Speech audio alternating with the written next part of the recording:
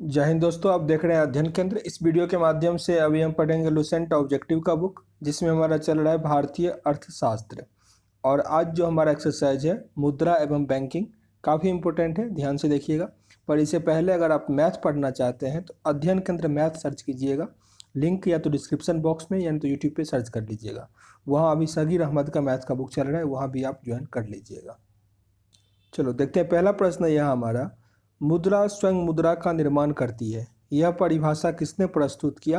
क्रॉमर ने किया था। क्रॉमर ने कहा था मुद्रा स्वयं मुद्रा का निर्माण करती है, मतलब पैसे से पैसा कमाया जाता है। ग्रेसम का नियम निम्नलिखित में से किससे संबंधित है? मुद्रा के प्रचलन से। मुद्रा के प्रचलन से संबंधित है ग्रेसम का नियम। निम्नलिखित में से कौन मुद्रा का कार्य नहीं है? मुद्रा का कार्य कौन नहीं है? तो मूल्य का स्थितीकरण मुद्रा का काम नहीं है, जबकि मूल्य का मापन, मूल्य का संचय और मूल्य का हस्तांतरण मुद्रा का कार्य है। ऐसी विदेशी मुद्रा जिसमें शीघ्र पलायन कर जाने की प्रवृत्ति हो, उसे हम कहते हैं गर्म मुद्रा या हॉट करेंसी। ऐसी विदेशी मुद्रा जिसमें शीघ्र पलायन कर जाने की प्रवृत्ति हो, उसे हम हॉट करेंसी या गर्म मुद्रा कहते हैं। हवाला क्या है? हवाला विदेशी मुद्रा का अवैध कारोबार।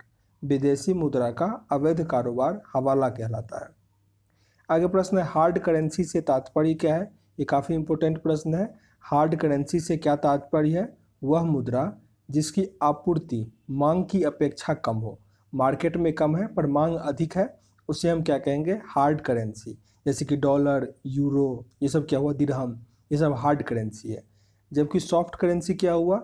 जिसका मतलब मांग कम हो और आपूर्ति क्या हो? अधिक हो। वह मुद्रा जिसकी आपूर्ति मांग की अपेक्षा अधिक हो, उसे हम क्या कहेंगे? Soft currency. इस दोनों करेंसी को फिर से एक बार देख लो। हार्ड करेंसी वह मुद्रा जिसकी आपूर्ति मांग की अपेक्षा कम हो, उसे कहेंगे हार्ड करेंसी।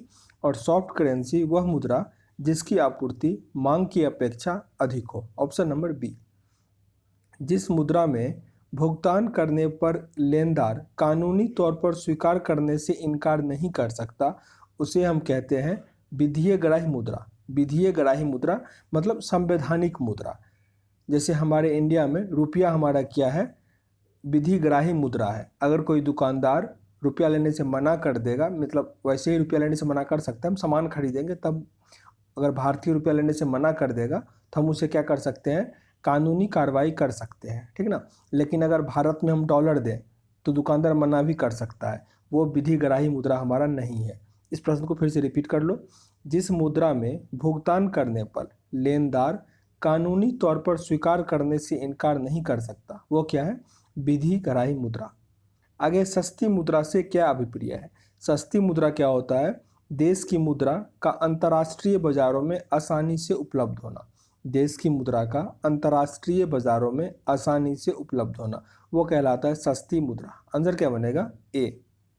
जैसे आप किसी भी देश में जाके उसको आप एक्सचेंज कर सकते हो, आसानी से आपको मिल जाएगा, वही होता है ए।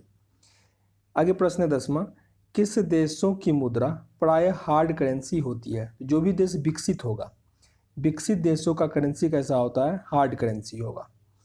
भारत का विधि ग्राही मुद्रा कौन सा है? रुपया। भारत का विधि ग्राही मीन्स कानूनी रुपया कौन सा है? रुपया हमारा होगा। इसमें से कौन सा कथन सही है? सही कथन को इसमें से आपको बताना है। वह मुद्रा जिसमें शीघ्र पलायन करने की प्रवृत्ति होगी, उसे हम कहेंगे हॉट मनी। ये सही है आपका। हॉट मनी में क्या होता है? शीघ्र पलायन करने की प्रवृत्ति होगा। वह मुद्रा जिसकी आपूर्ति की तुलना में मांग लगातार अधिक होगा। मांग अधिक है, आपूर्ति कम है, तो हार्ड करेंसी, ये भी सही है यहाँ आपका। वह मुद्रा जिसकी मांग आपूर्ति की तुलना में कम है, हार्ड करेंसी, ये गलत है। आपूर्ति की तुलना में मांग क्या होगा? अधिक होगा, तो आपका यही यहाँ पे गलत है। वह मुद्रा जिसकी आपूर्ति अंतर्राष्ट्रीय बाजार में मांग की तुलना में अधिक रहती है, सॉफ्ट करेंसी कहलाती है। यहाँ पे 1, 2 और 4 आपका क्या है? सही है। 13वां प्रश्न है हमारा, सरकार द्वारा पुरानी मुद्रा को समाप्त कर नई मुद्रा चलाना क्या कहलाता है? विमुद्रीकरण या डिमोनेटाइजेशन। जो 8 नवंबर को किया गया था, याद होगा, 8 नवंबर की रात 8 बजे, उसे कहते हैं विमुद्रीकरण, जिसमें 500 और 1000 का नोट बंद कर दिया गया था। बाजार के नियम के प्रस्तुतकर्ता कौन थे? बाजार के नियम के प्रस्तुतकर्ता थे जेबी से।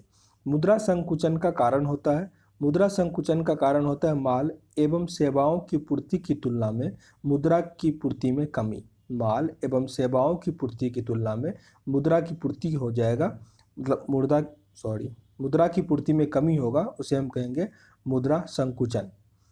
निम्नलिखित में से कौन मुद्रा आपूर्ति नियंत्रण में सहायक नहीं है? ये प्रश्न फिर से अभी एक बार हम लोग पढ़े हुए थे।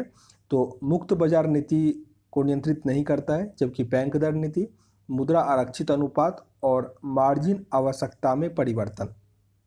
हमारा जो भारत मीन्स RBI रुपया छापता है, वो मार्जिन आवश्यकता में परिवर्तन, इसी आधार पे वो रुपया भी छापता है। याद रखिएगा इसको, मार्जिनल आवश्यकता में परिवर्तन। अगला प्रश्न है हमारा, इसका आंसर हालांकि यहाँ पे ए होगा। वह अवस्था जिसमें मुद्रा का मूल्य गिर जाता है और कीमत बढ़ जाती है, उसे क्या कहा जाएगा? उसे हम कहते हैं मुद्रास्फीति या इन्फ्लेशन, मीन्स महंगाई। रुपया का वैल्यू इसमें क्या होता है, कम हो जाता है। अर्थव्यवस्था की वैसी स्थिति जिसमें मुद्रास्फीति के साथ मंदी की स्थिति होती है, उसे हम क्या कहेंगे? स्टैगफ्लेशन। स्टैगफ्लेशन। मुद्रास्फीति में बाजार की वस्तुएं कैसी होगी? महंगी हो जाएगी। अच्छा, भारत में मुद्रास्फीति कितना है? अभी जो टारगेट है 4 + 2 - 2, मतलब 2 से लेकर 6 के बीच में रहेगा हमारा महंगाई। कभी भी एग्जाम में अगर प्रश्न आए तो 10 से कम वाले पे टिक कर लेना, ठीक ना। लेकिन एग्जैक्ट अभी क्या है, 4 के आसपास है। 1-2 साल में बढ़ेगा थोड़ा, फिर भी 10 से कम ही रहेगा हमेशा। आगे प्रश्न है, लगातार बढ़ती कीमतों की प्रक्रिया होती है। लगातार बढ़ती कीमतों की प्रक्रिया क्या होता है? इन्फ्लेशन, वही मुद्रास्फीति। घाटे की वित्त व्यवस्था में व्यय और राजस्व का अंतर अतिरिक्त कागजी मुद्रा छापकर बांटते हैं। इस युक्ति का उद्देश्य आर्थिक विकास है, परंतु यदि यह विफल हुई तो इससे कौन सी स्थिति उत्पन्न हो जाएगी? इससे होगा मुद्रास्फीति। मतलब लोगों के पास क्या होगा, काफ़ी अधिक पैसा आ जाएगा, और जैसे इमेजिन करो सबके पास 1 लाख रुपया हो गया है, सबके पास हो गया, तो वो क्या करेगा, बहुत अधिक रुपया देने के तैयार हो जाएगा, तो सब सामान का दाम क्या हो जाएगा, बढ़ जाएगा। तो ऐसे ही क्या होता है, इन्फ्लेशन आ जाता है, मतलब छोटी छोटी वस्तुओं का दाम अधिक हो जाए। ऐसा वेनेजुएला में हुआ था, काफ़ी अधिक इन्फ्लेशन हो गया था। जैसे हम बताए ना कि इंडिया में 4% इन्फ्लेशन है, वहाँ पे हो गया था 800% इन्फ्लेशन, काफ़ी अधिक। वेनेजुएला का राजधानी कराकस है, साउथ अमेरिकन कंट्री है। निम्नलिखित में से वह वर्ग कौन है जिसको मुद्रास्फीति के कारण सबसे अधिक हानि होती है? मुद्रास्फीति इन्फ्लेशन के कारण सबसे अधिक हानि किसको होता है? देनदार को। देनदार को। आंसर क्या बनेगा? ए। देनदार मतलब ग्राहक हुआ यहाँ पे, लेनदार मतलब दुकानदार। मुद्रास्फीति से लाभान्वित कौन होता है? मुद्रास्फीति से लाभान्वित यहाँ पे कौन होगा? तो ऋणी। ऋणी क्या होगा? सबसे अधिक लाभान्वित होगा। आंसर बनेगा सी। मुद्रास्फीति की उच्च दर और बेरोजगारी की उच्च दर की एक साथ उपस्थिति को क्या कहते हैं? इसे हम कहते हैं स्टैगफ्लेशन। स्टैगफ्लेशन रिपीटेड प्रश्न, SSC में 2-3 बार पूछा गया प्रश्न ये, स्टैगफ्लेशन। मुद्रास्फीति को इसमें से किसके द्वारा रोका जा सकता है? मतलब इन्फ्लेशन को किसके द्वारा यहाँ पे रोका जा सकता है? तो या तो बचत का बजट पेश करके, सरकारी व्यय में कटौती करके, प्रत्यक्ष कराधान में वृद्धि करके। आंसर बनेगा यहाँ पे डी, इनमें से सभी सही हैं। निम्नलिखित में से कौन मुद्रास्फीति के नियंत्रण की विधि नहीं है? इसमें से कौन मुद्रास्फीति की नियंत्रण की विधि नहीं है? तो ब्याज दर में कमी, मीन्स बैंक रेट कम करके इससे कुछ नहीं होगा, जबकि मांग का नियंत्रण करके, मुद्रा की पूर्ति पर नियंत्रण, मीन्स रुपया छापना थोड़ा कम करेगा, वस्तुओं की राशनिंग करना, ये सब इसका कारण है जिससे हम इन्फ्लेशन को रोक सकते हैं। ब्याज दर कम करके, यानी रेपो रेट घटा के बढ़ा के, उससे कुछ नहीं होगा। आंसर यहाँ पे आपका सी बनेगा। सॉरी, रेपो रेट बढ़ा के इम्पैक्ट पड़ेगा। रेपो रेट अगर बढ़ा देगा तो मार्केट में क्या होगा, पैसा कम आएगा, जिससे इन्फ्लेशन को कंट्रोल कर सकते हैं। बस बैंक रेट को घटा के इसका कोई उपचार नहीं हो पाएगा। आगे प्रश्न है हमारा 27वां, भारत में मुद्रास्फीति ज्ञात करने के लिए किसका प्रयोग किया जाता है? मुद्रास्फीति इन्फ्लेशन का पता करने के लिए का प्रयोग करते हैं? थोक मूल्य सूचकांक। थोक मूल्य सूचकांक मीन्स किसका मूल्य कितना था और कितना बढ़ा है। भारत में मुद्रास्फीति मापी जाती है, किसके द्वारा मापा जाएगा? थोक मूल्य सूचकांक द्वारा। थोक मूल्य सूचकांक द्वारा। मुद्रास्फीति की शून्य दर उस वर्ष में अवश्य मानी जाती है जब, फिर से रिपीट करते हैं, मुद्रास्फीति की शून्य दर उस वर्ष में अवश्य मापी जाती है जिसमें वर्ष के प्रत्येक सप्ताह में मुद्रास्फीति को वार्षिक दर शून्य हो। मतलब जिसमें इन्फ्लेशन कुछ भी ना हुआ हो। जैसे मान लो आलू जो है 10 रुपये है, ठीक ना, पूरे साल वो 10 रुपये रह गया, तो इन्फ्लेशन क्या हुआ, यहाँ पे शून्य हुआ, उसको मापा जाता है। मुद्रास्फीति को अस्थायी रूप से किस प्रकार नियंत्रित किया जा सकता है?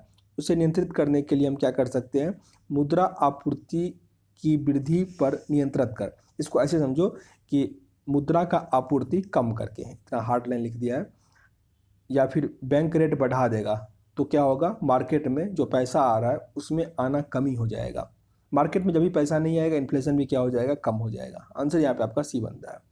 निम्नलिखित में से मुद्रा आपूर्ति की सर्वाधिक तरल माप कौन सा है? M1 सबसे तरल माप है M1। किस संगठक को मुद्रा आपूर्ति में विस्तृत मुद्रा कहा जाता है? विस्तृत मुद्रा होता है M3। M3 सर्वाधिक तरल होगा तो M1, विस्तृत मुद्रा M3। मुद्रा आपूर्ति की माप M3 में किसे सम्मिलित नहीं किया जाता है? इसमें किसे सम्मिलित नहीं किया जाएगा?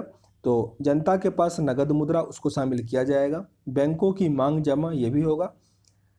डाक खानों की जमा ये नहीं होगा, जबकि बैंक की समाधि जमा ये भी होगा। तो इस तीनों को M3 में सम्मिलित किया जाता है, जबकि डाक खाना वाला उसमें सम्मिलित नहीं होगा। इन्फ्लेशन किस कारण से होता है? मुद्रास्फीति किस कारण से होता है? इसका आसान सा प्रश्न है। मतलब अगर मार्केट में बहुत अधिक पैसा आ जाएगा, उससे क्या होगा, इन्फ्लेशन होगा। पर ऑप्शन में ऐसा है नहीं, तो ऑप्शन के अकॉर्डिंग इसमें क्या हो जाएगा, उत्पादन में ह्रास। उत्पादन में ह्रास नहीं होगा, मुद्रा पूर्ति में वृद्धि और उत्पादन में ह्रास, ये भी नहीं होगा। मुद्रा पूर्ति में वृद्धि है यही। मार्केट में अगर पैसा अधिक आ जाएगा तो आपका क्या होगा, इन्फ्लेशन आ जाएगा। आंसर यहाँ पे आपका सी बनेगा। किस घटक में भारत के विदेशी मुद्रा भंडार की वृद्धि में प्रमुख योगदान दिया है? किस घटक ने या किस घटक में भारत के विदेशी मुद्रा की वृद्धि में प्रमुख योगदान दिया है? आंसर बनेगा यहाँ आपका इनमें से सभी। मीन्स रुपये का अवमूल्यन, प्रत्यक्ष और अप्रत्यक्ष विदेशी निवेश और रुपये का पूर्ण परिवर्तनीयता। आंसर है डी, इनमें से सभी। देश के विदेशी मुद्रा भंडार में किस घटक को सम्मिलित किया जाता है? देश के विदेशी मुद्रा भंडार में किस घटक को सम्मिलित किया जाता है? तो RBI के विदेशी मुद्रा परिसंपत्तियां, रुपये का पूर्ण परिवर्तनीयता और RBI का स्वर्ण भंडार। आंसर क्या बनेगा, डी, इनमें से सभी।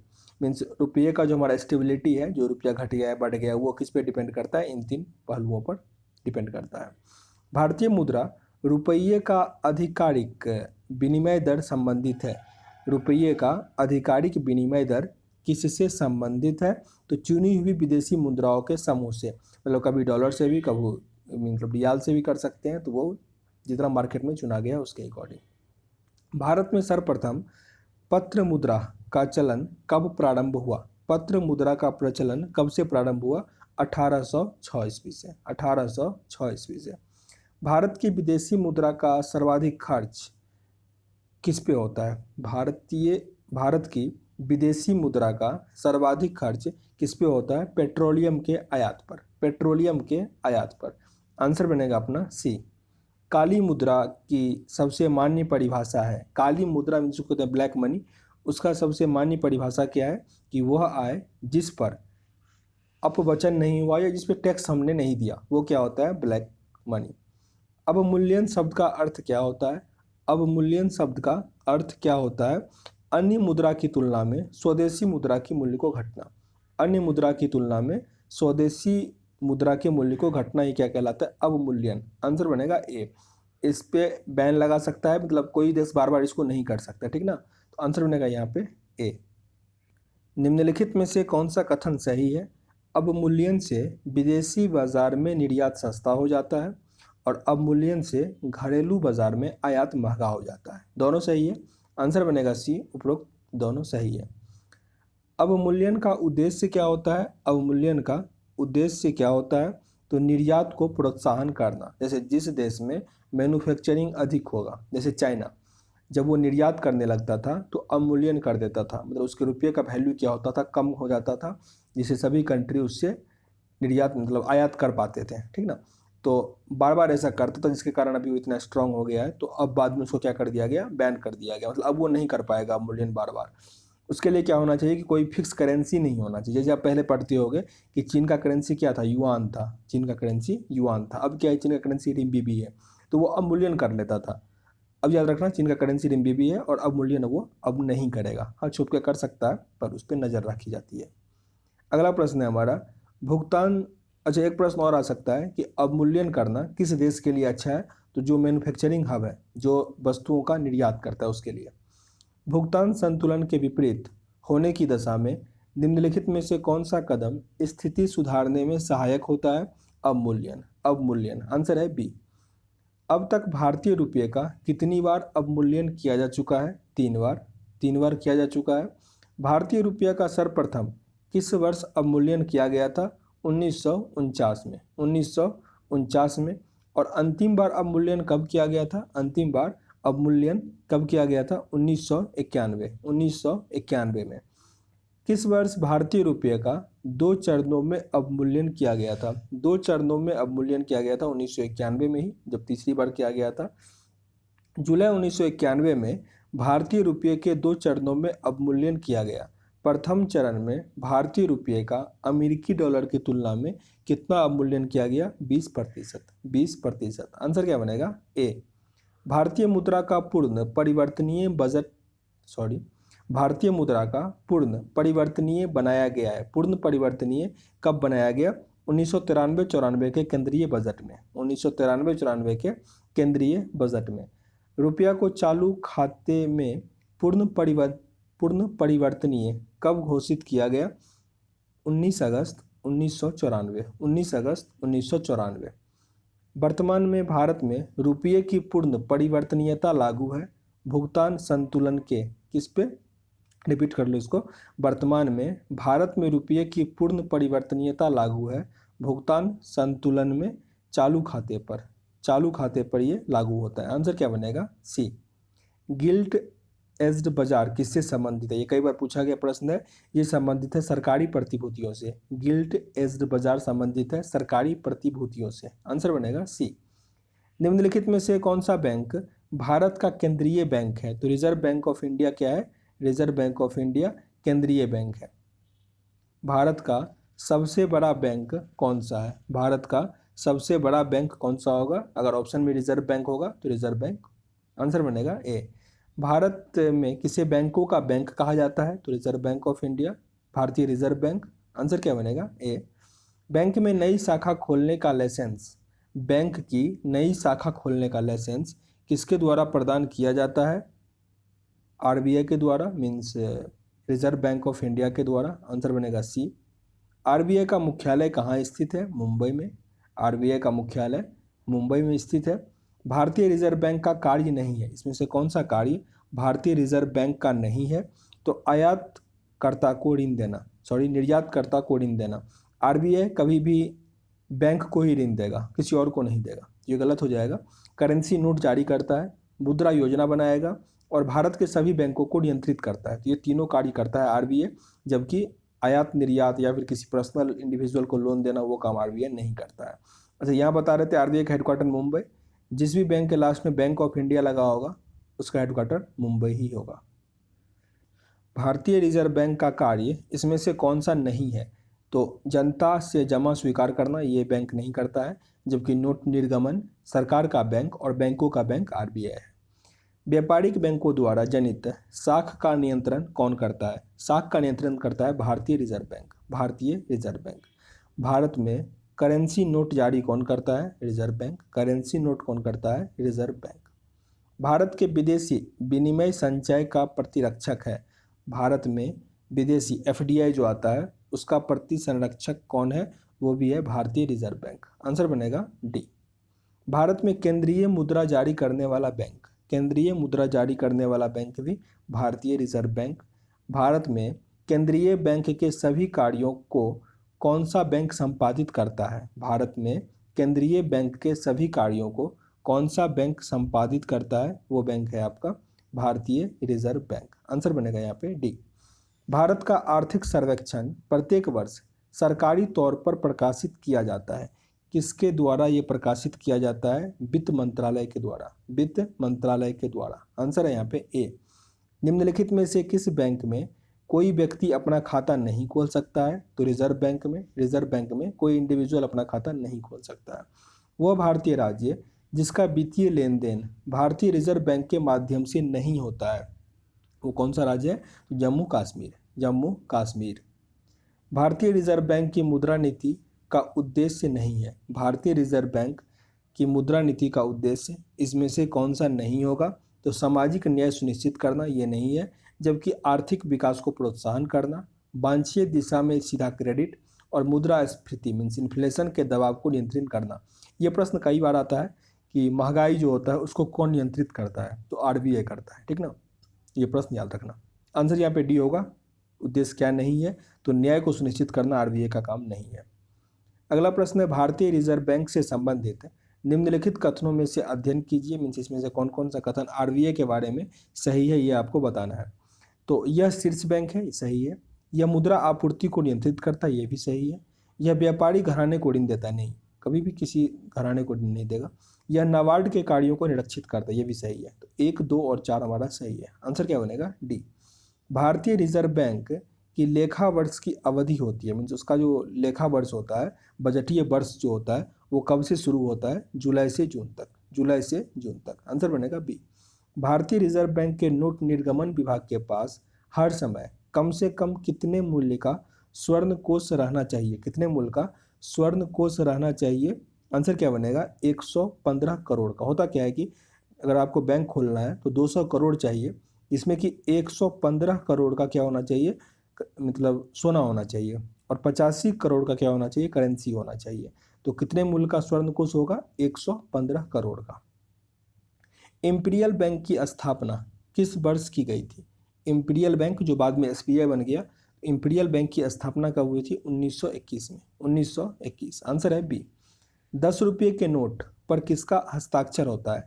10 रुपये के नोट पे क्या होगा? रिजर्व बैंक ऑफ इंडिया का, गवर्नर, भारतीय रिजर्व बैंक का। आंसर क्या बनेगा? डी। 1 रुपया के नोट पे होता है वित्त सचिव का। यहाँ पे आपका आंसर क्या बनेगा? RBI, governor. निम्नलिखित में से एक भारतीय मौद्रिक नीति के बारे में निर्णय लेता है। मौद्रिक नीति कौन बनाएगा? तो भारतीय रिजर्व बैंक। भारतीय रिजर्व बैंक। मध्य प्रदेश में करेंसी प्रिंट प्रेस कहाँ पे है? Currency printing press Madhya Pradesh में कहाँ है? देवास। देवास। आंसर क्या है? बी, सॉरी ए। भारत के 20 रुपये एवं इससे उच्च वर्ग के नोटों की छपाई किस प्रेस में होती है? 20 रुपये या उससे उच्च नोट का छपाई कहाँ पे होगा? तो देवास, मध्य प्रदेश में। Currency note press, Dewas, Madhya Pradesh. वहाँ से 20 रुपये से अधिक का नोट छापा जाएगा। भारतीय करेंसी नोट के पिछले भाग पर कितनी भाषाएं मुद्रित होती है? ये कई बार पूछा गया प्रश्न है। आंसर क्या बनेगा अपना यहाँ पे? 15 भाषा। 15 भाषा में मुद्रित होता है। आंसर है डी। बहुत इंपॉर्टेंट है ये। भारत में नोट जारी करने की कौन सी प्रणाली अपनाई जाती है? भारत में नोट छापने की कौन सी प्रणाली अपनाई जाती है? तो न्यूनतम आरक्षित प्रणाली। न्यूनतम आरक्षित प्रणाली, बहुत इंपॉर्टेंट है ये भी। न्यूनतम आरक्षित प्रणाली। आंसर क्या बनेगा? बी। निम्नलिखित में से कौन भारतीय मुद्रा व्यापार का अंग नहीं है? इसमें से कौन भारतीय मुद्रा व्यापार का अंग नहीं है? तो आरबीआई। आरबीआई उसका अंग नहीं है, जबकि आईडीबीआई, आईसीआईसीआई और यूटीआई ये सब क्या है? भारतीय मुद्रा व्यापार का अंग है। सार्वजनिक क्षेत्र में वाणिज्यिक बैंकों की सर्वाधिक शाखाएं किस राज्य में है? वाणिज्यिक बैंक का सबसे अधिक शाखा कहाँ पे होगा? महाराष्ट्र। महाराष्ट्र, सॉरी। सार्वजनिक क्षेत्र के वाणिज्यिक बैंकों की सर्वाधिक शाखाएं, अच्छा शाखा पूछ रहा है, हेडक्वार्टर नहीं पूछ रहा है। उत्तर प्रदेश होगा। उत्तर प्रदेश। आंसर क्या बनेगा? ए। अगर हेडक्वार्टर पूछता तब मध्य प्रदेश होता। राष्ट्रीयकरण से पहले भारतीय स्टेट बैंक का क्या नाम था? अभी पढ़े थे 1921 ईस्वी में जिसका स्थापना हुआ था, imperial bank of India. Imperial bank of India. Answer क्या बनेगा? ए। भारतीय स्टेट बैंक की स्थापना किस वर्ष से हुई थी? भारतीय स्टेट बैंक का स्थापना 1955 में हुआ था। 1955। भारत का सबसे बड़ा व्यापारिक बैंक कौन सा है? व्यापारिक बैंक है SBI, state bank of India. याद रखिएगा आरबीआई जो है वो व्यापारिक बैंक नहीं है, ठीक ना। ये नाबार्ड, आईसीआईसीआई, मतलब यूनाइटेड बैंक ऑफ इंडिया या यूनियन बैंक ऑफ इंडिया बोल दो, एसबीआई, ये सब क्या है? व्यापारिक बैंक है। जो व्यापारियों को लोन देगा वो हुआ व्यापारिक बैंक। भारतीय स्टेट बैंक का मुख्यालय कहाँ स्थित है? तो स्टेट बैंक ऑफ इंडिया बोलते हैं तो मुंबई हेडक्वार्टर है। आंसर बनेगा A. With you all the way किस बैंक की विज्ञापन पंक्ति है? ये किस बैंक की विज्ञापन पंक्ति है? भारतीय state bank. With you all the वे। चमकता हुआ सितारा किस राष्ट्रीय बैंक का प्रतीक है? चमकता हुआ सितारा है बैंक ऑफ इंडिया का, बैंक ऑफ इंडिया। इसका भी हेडक्वार्टर मुंबई।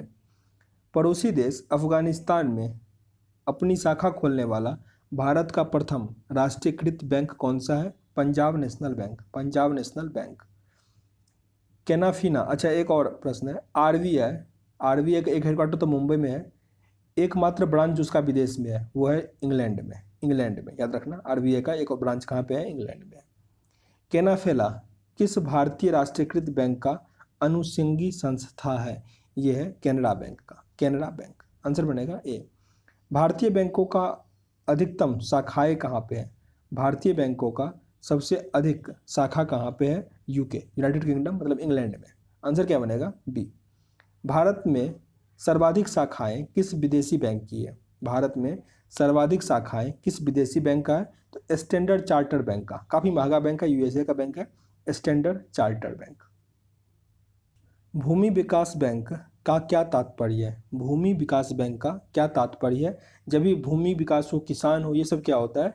दीर्घकालीन लोन देगा, दीर्घकालीन कृषकों को लोन उपलब्ध करवाता है। आंसर बनेगा ए। भारतीय स्टेट बैंक द्वारा देश में पहला तैरता हुआ एटीएम कहाँ स्थापित किया गया? भारतीय स्टेट बैंक के द्वारा देश में पहला तैरता हुआ एटीएम कहाँ लॉन्च किया गया? कोच्चि, कोच्चि में। आंसर क्या बनेगा यहाँ पे? ए। अच्छा यहाँ पे एक प्रश्न आ रहा था कि भारत में कभी भी आप सोचते होंगे कि एजुकेशन लोन महंगा है, किसान का लोन महंगा है, लेकिन अगर हम कोई कार खरीदते हैं या फिर बिजनेस करना होता है उसका लोन सस्ता है। कभी सोचते होंगे कैसा क्यों है? सिंपल समझो, जो दीर्घकालीन लोन होगा, जो लंबे टाइम का लोन होगा, उसका जो टैक्स होगा या उसका जो परसेंटेज होगा वो अधिक होगा हमेशा। तो एजुकेशन लोन में क्या होता है, 4 साल किसी ने बीटेक किया या कुछ भी किया, उसके बाद वो देना आरंभ करता है। तो किसी भी बैंक का 4 साल तक रुपया वहाँ पे क्या हुआ, फंसा हुआ है, इसीलिए उस पर वो क्या करता है, अधिक परसेंटेज लेता है, ठीक ना। और वही होता है खेती में भी। लेकिन जब आप कार खरीदते हो या कुछ खरीदते हो, उसमें क्या होता है कि आज आपने लोन दिया और कल से आपका क्या होता है, इंटरेस्ट आना शुरू हो जाता है। इसीलिए कार लोन या फिर जो जल्दी इंस्टेंट लोन होता है वो जल्दी से उसको मिलना शुरू हो जाता है। तो यही रीज़न है कि इंटरेस्ट क्यों उसका अधिक होता है। यहाँ पे आपका कोची होता है, तैरता हुआ एटीएम। आगे प्रश्न है, ग्रामीण विकास के लिए ऋण प्रदान करने वाला कौन? नाबार्ड एक क्या है? ग्रामीण विकास को ऋण प्रदान करने वाला नाबार्ड एक प्रकार का बैंक है। नाबार्ड क्या है? बैंक है। अगला प्रश्न है, राष्ट्रीय कृषि एवं ग्रामीण विकास बैंक नाबार्ड की स्थापना किस समिति के सिफारिश पर किया गया था? नाबार्ड का स्थापना किस समिति के सिफारिश पर किया गया था? शिवरामन समिति, शिवरामन समिति। नाबार्ड की स्थापना किस पंचवर्षीय योजना के तहत किया गया था? छठी पंचवर्षीय योजना, छठी पंचवर्षीय योजना 1982 में किया गया था, छठी पंचवर्षीय योजना के अंतर्गत। आगे प्रश्न है, राष्ट्रीय आवास बैंक किसका नियंत्रण करता है? नेशनल हाउसिंग बैंक जिसे कहते हैं, अब तो वो स्टेट बैंक ऑफ इंडिया में मर्ज हो गया है, पर प्रश्न है नेशनल हाउसिंग बैंक का नियंत्रण उपकरण कौन सा है? आंसर क्या बनेगा? Reserve bank of India, reserve bank of India. भारतीय लघु उद्योग विकास बैंक, भारतीय लघु उद्योग विकास बैंक का मुख्यालय कहाँ स्थित है? लखनऊ में, लखनऊ। आंसर क्या बनेगा? सिडबी का बात किया जा रहा है यहाँ पे, small industrial development bank of India, Lucknow में। देश की कुल कितने क्षेत्रीय ग्रामीण बैंक कार्यरत हैं? देश में कुल कितने क्षेत्रीय ग्रामीण बैंक कार्यरत हैं? 56, 56। आंसर क्या बनेगा? ए। भारत के किस राज्य में ग्रामीण क्षेत्रीय बैंक नहीं है? ग्रामीण क्षेत्रीय बैंक भारत के किस राज्य में नहीं है? आंसर क्या बनेगा यहाँ आपका? सिक्किम और गोवा में, सिक्किम और गोवा में। सबसे पर कैपिटा इनकम किस स्टेट का अधिक है? गोवा का अधिक है। तो चलो यहाँ इसको हम इंड करते हैं। इस एक्सरसाइज में टोटल 314 प्रश्न है। ये इसका पहला पार्ट था जब मैंने 100 प्रश्न कंप्लीट किए। संभवतः 3 पार्ट में ये कंप्लीट हो जाएगा आपका सेशन। अगर अच्छा लगा हो, कुछ सीखने का मौका मिला हो, जरूर लाइक और शेयर कर दीजिएगा। चैनल पर नए हैं सब्सक्राइब भी कर लीजिएगा। पसंद ना आया हो डिसलाइक भी कर सकते हैं, पर कारण जरूर बताइएगा ताकि वीडियो को इम्प्रूव कर सकें। मिलता है नेक्स्ट वीडियो में, तब तक के लिए जय हिंद।